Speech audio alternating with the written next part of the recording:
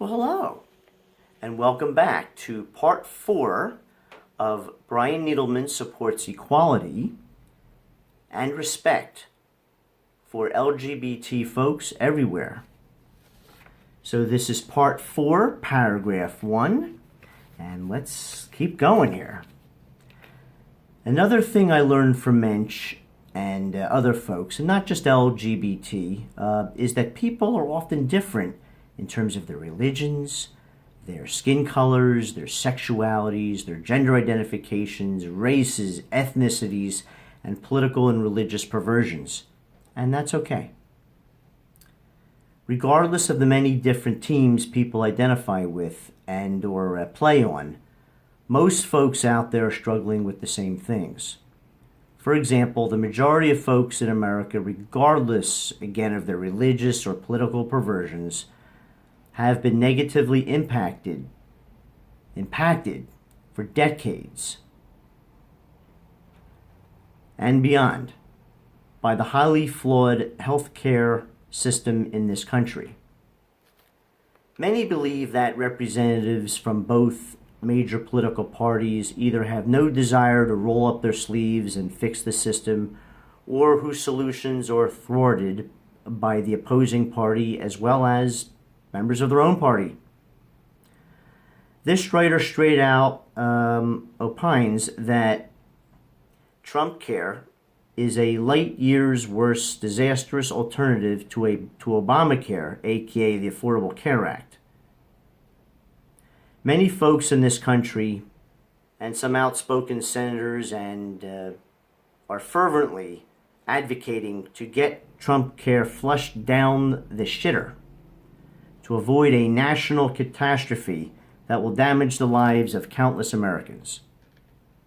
According to the World Health Organization, the United States is ranked 37th in the world in terms of health care. Now, this quote may vacillate here and there, but essentially, we're not number one, believe it or not. A lot of people think that America has the best of everything, the best health care in the world.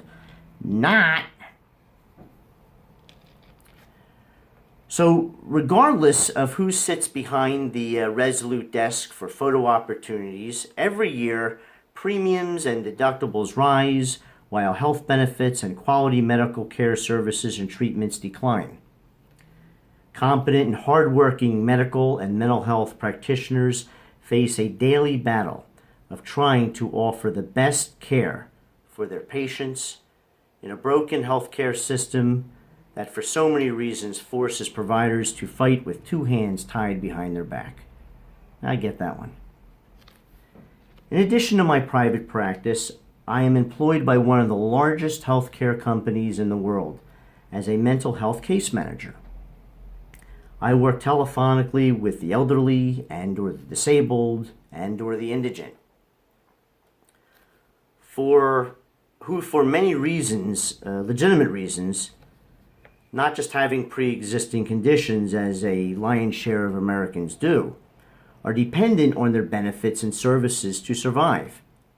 In a nutshell, Trump Care will significantly cut Medicaid, or Medi-Cal as it's known in California, Medicare, Social Security benefits, and other services that will net billions more in profits for healthcare companies and tax breaks for the very well-heeled at the expense of millions of Americans from all walks of life, regardless of their political and religious perversions, being left to suffer and rot if the United States Senate makes this inferno Trump Care plan law. And Mr. Vice President, and Mr. President, Trump Care is a part of your campaign pledge to make America great again. For whom, Mr. President, does Trump Care make America great again? Actually, I'm going to step out of this for a second. I've got something to say, Mr. President. When you say make America great again, you're implying that somewhere in history America was once great. But my question is for whom? To make America great again when exactly was that? Because I watched a number of both you and Hillary's speeches and whatnot, and you never really defined that one too clearly. I love history, Mr. President, so I'm going to give a little history lesson. Let me give my disclaimer here that I love this country. For better or for worse, this is my home. America has had its share of trials and tribulations and all that stuff. I've worked with a number of soldiers who have fought hard defending our country, and I've worked with a number of police officers who put themselves on the line every day. So this isn't a question of not respecting those people that are fighting for our country and all that stuff. And it's not like we haven't had lots of tribulations in our past, but when I look back on history, I do see, Mr. President, a lot of what I have coined, unless someone else called it, but this is my thing, stains of shame on our history. Let me give you a little history lesson. I love history, by the way, Mr. President. It's something I'm very, very passionate about. I would have made a great history teacher, probably and a lawyer as well. Anyhow, I'm a therapist. What can I say? When you say make America great again, there's this 246-year period between 1619 and 1865. You know what was happening during that time, Mr. President? Call that slavery. In about 1619, give or take, in Virginia and other places, tobacco fields needed to be manned or serviced. And it was very, very lucrative and profitable, and I guess so was the cotton. But I hear pretty much tobacco was quite a big industry. So if you were a wealthy white landowner, or had a lot of stock or so, whatever it was, in the tobacco fields, then you needed to get labor in order to man these fields. So you went to Africa, and you grabbed people of color, kidnapped them, and took them on a boat, which was not a slave ship, which was not a Royal Caribbean type of passage, and you brought them over to this country and put them to work as slaves. So the question is, who was America great? When you say that America was great again, for whom? If you're talking about that white landowner, yeah, pretty good. He's got what you call literally slave labor. He doesn't have to pay health benefits. He doesn't have to pay salaries or wages. He doesn't have to worry about time and a half or paying medical benefits or life insurance stuff. Nah, overhead's relatively low. Making lots of profit, so sure. If I was a white landowner in Virginia, owning a bunch of tobacco fields and had slaves to man them, yeah, I'd think America was great. However, if I were a person of color living in Africa, living my life as I normally do, and one day I was snatched away from my family, my friends, and those people that I loved, my kids, wife, and was taken across the sea on a horrible boat and put to work as a slave and had my dignity and my self-respect taken away, I might look back on that 246-year period, Mr. President, and say something like, no, I don't think America is such a great place. It's all about perspective, Mr. President. Now, we move to 1865. The 13th Amendment of the Constitution was ratified and slavery was officially abolished. However, Mr. President, racism and bigotry were not. Let's just jump ahead a little bit in time to 1955, Montgomery, Alabama. What was going on during that time? If a white person wanted a seat on a bus and there was a person of color, the person of color would have to get up and give their seat. Now, one day, there was a woman named Rosa Parks who, after working a whole day there, decided that she wanted to sit down. She was tired. She worked a full day, had a long bus ride back home, wherever it was, probably had other duties to do when she got home. And Rosa Parks decided, you know what? I want to sit. I deserve to have a seat on that bus. So she said no. And the rest is history, so to speak.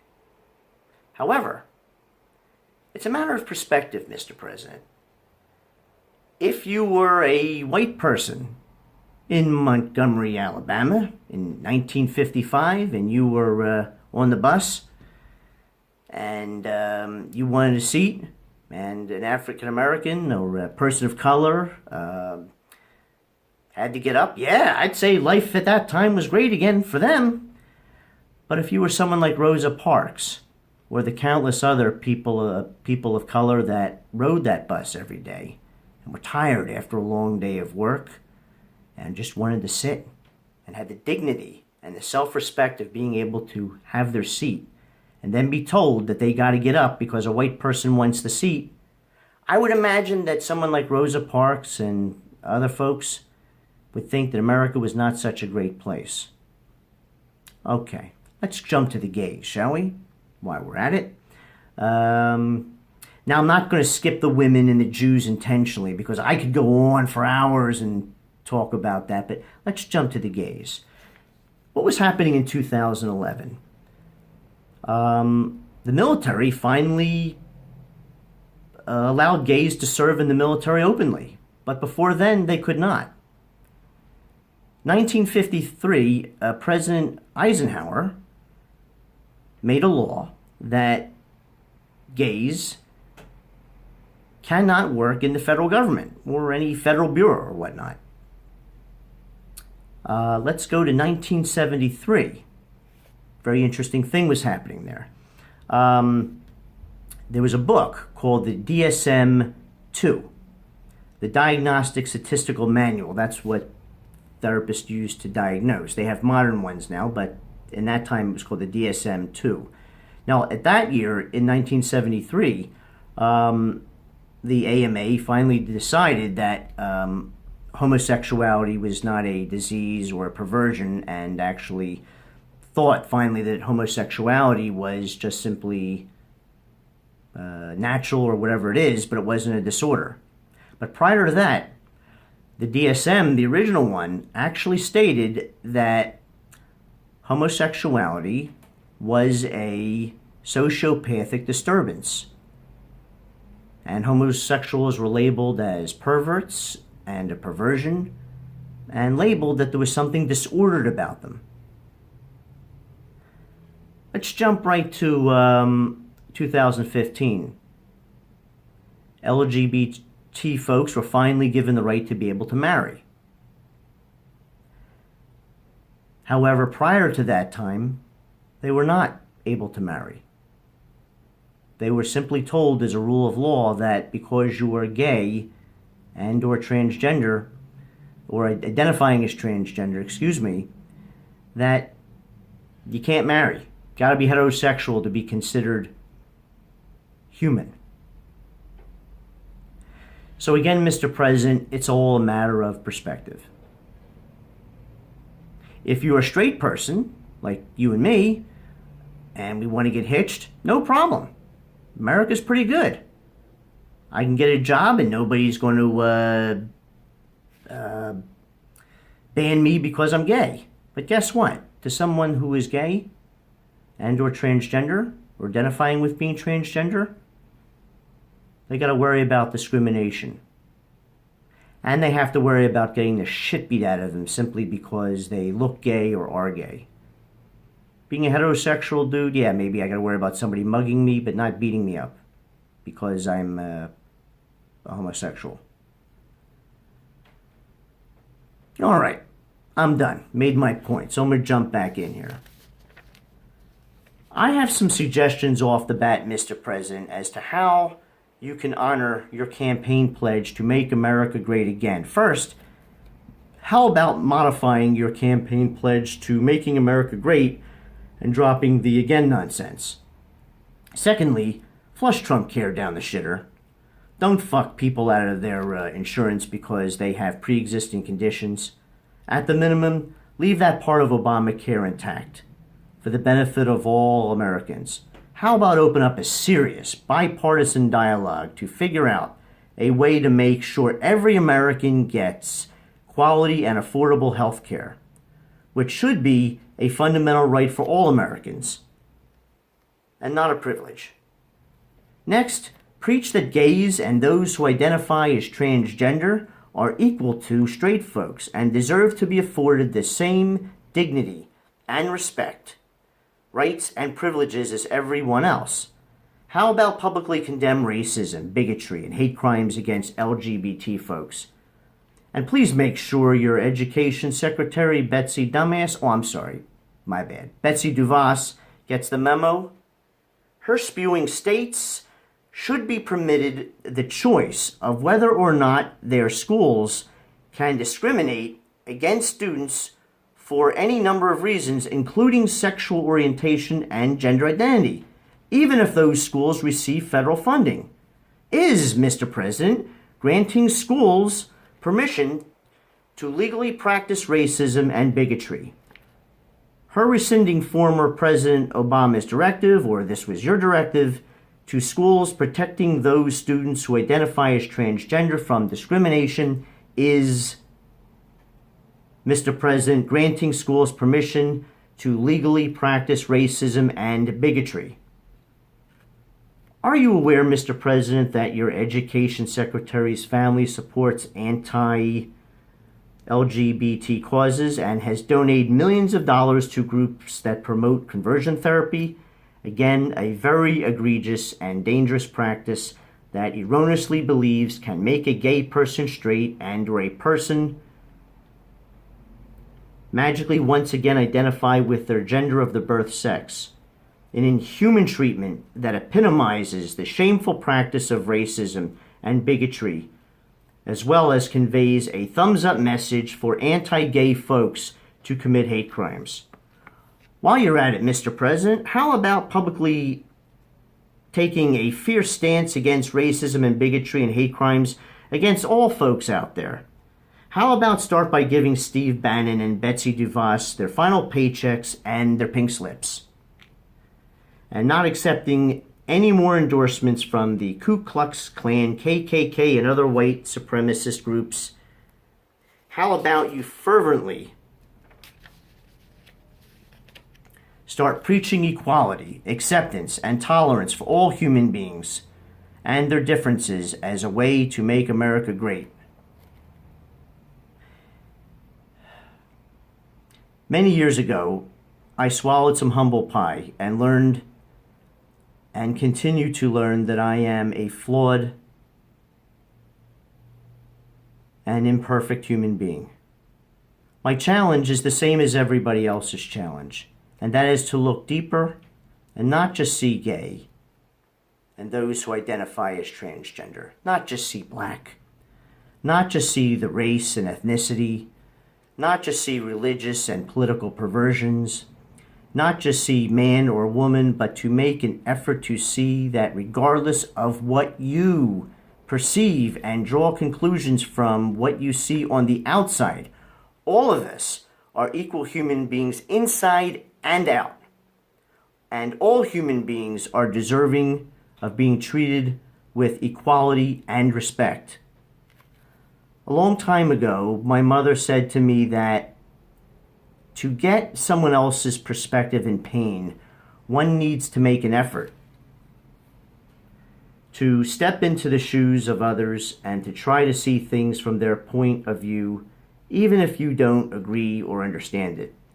It took me a few years to practice and appreciate the priceless value of my mother's sage advice to me as a child. Of course, I'm still working on that, Mom, and haven't perfected it yet. But I'm pleased to report that after 50 years, I've made significant progress, and I'm on my way to getting there. I do support the First Amendment of the Constitution that grants freedom of speech, freedom of religion, and freedom of the press. The intention and spirit behind this amendment is that it was created for people to feel safe, to express their differing opinions and to be able to live their lives openly and safely with honesty and integrity without punishment or banishment.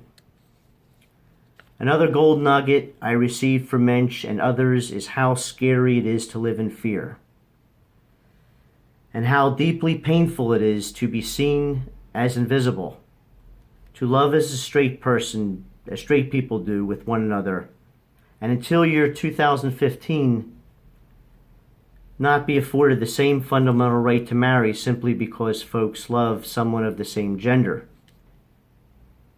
People should have the fundamental right to be happy and to be who they are. It is a basic human right that should be afforded to all folks, regardless of their genetics, preferences, and beliefs. For over 25 years, I've lived in San Francisco Bay Area and had my eyes open to quite a bit. What appeared strange to me in my early years that I once found weird and unnatural, I now view as beautiful and somebody else's version of normal that has absolutely no threat to me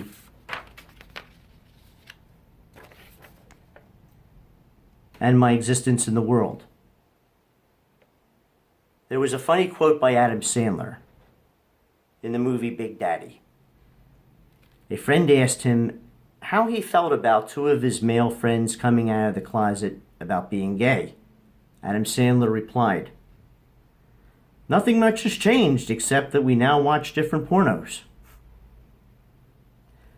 This was certainly a funny line, but the basic human message is that he saw no difference in his friends in terms of who they are as people, and the only major difference of his friends being gay is that they simply now watch different pornography.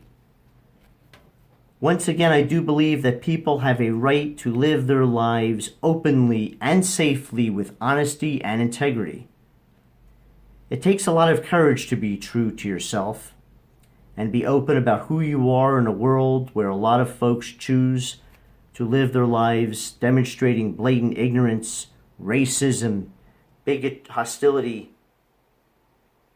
and bigotry that, again, sometimes too often manifests in violence toward others for reasons that can never be excused or justified. And they're just plain wrong to no end.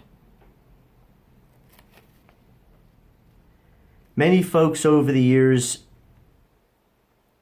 have professed their anti-gay opinions and feelings to me in a compilation of statements such as, but not limited to, how God would never allow gays to marry. All gays need to do is pray so that God will make the gay go away. And several renditions of all gays will burn in hell. On a few occasions, when I wasn't at my baseline practice of saying that we can agree to disagree, shot back to folks sung in my rhyming, obnoxious staple retort, "You can't pray the gay away. Gay is here to stay. And if you are gay, it's okay." Let's just say that many anti-gay folks over the past 2.5 decades have denounced my riposte advocacy of LGBT folks and ability to carry a tune. Having been banned from karaoke bars across the country,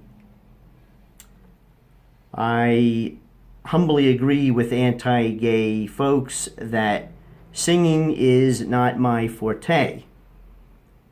And my chances of being a contestant on the American Idol there and being able to meet Paula Abdul and possibly form a relationship could only happen if I sold my soul to the devil.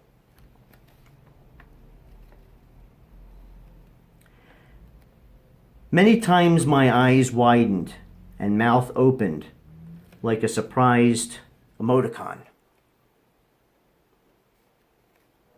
Listen to anti-gay folks expressed with rage and pleasure how they beat the crap out of some gay guy or transgender freak. Once I listened in horror when some guy said to me, with conviction, that gays deserve to have the faggot beaten out of them and the straight beaten back into them. I asked this, what I called fecal matter bigot, the following questions. Why do you believe that? Why put so much energy into hating, harming, and oppressing gays who only want to live their lives openly and safely with honesty and integrity? Why cause any human being emotional harm and bodily harm who has no intention to harm you or others? Why do you feel so threatened by others that have no desire to threaten your existence? Let's just say that this tirade of bizarre and incongruent responses to any of my above questions reminded me that folks who think and behave even an iota of this are not psychologically sophisticated, to say the least. Such folks are incapable, for the most part, of being self-reflective, humble, supportable, accommodating, and compassionate. Such folks choose to exist living their lives with a cold spot in their chest where their hearts ought to be. It is also my less than humble opinion that these folks not only represent the antithesis of a mensch, but simply lack the ability to offer any kind of an intelligent response, period. And this is the end of part 4, paragraph 1.